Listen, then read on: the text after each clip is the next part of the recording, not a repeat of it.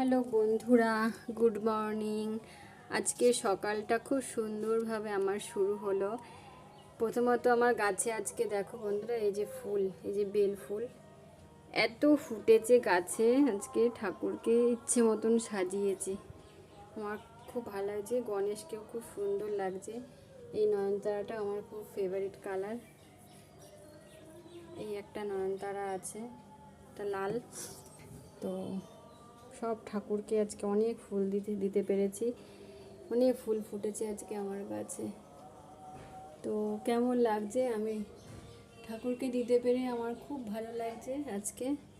আর বিশেষ করে আজকে বৃহস্পতিবার, মা লক্ষ্মী একটু আলাদা রকমই, মায়ের লক্ষ্মীর রূপের একটু ঝলক বেরোচ্ছে।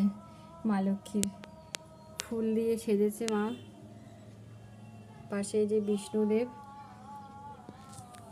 আজকে সবাই ফুলে ফুলে, বেল ফুলে সুন্দর। আর আমার ভোলেনাথ, এই যে আকন্দ ফুল, বেল ফুল, কলকে সব আমার গাছের, সব ফুল দিয়ে আমার ভোলে বাবা সেরেছে আজকে।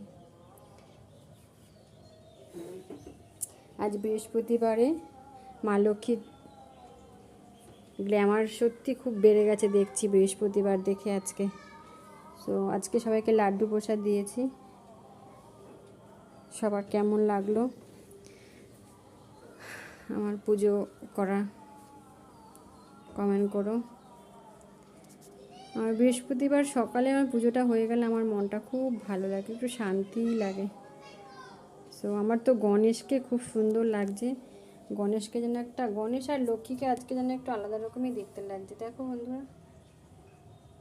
এই যে গণেশ আর লক্ষ্মীকে দেখো, একটু অন্যরকম সুন্দর লাগছে। আমার তো তাই মনে হচ্ছে।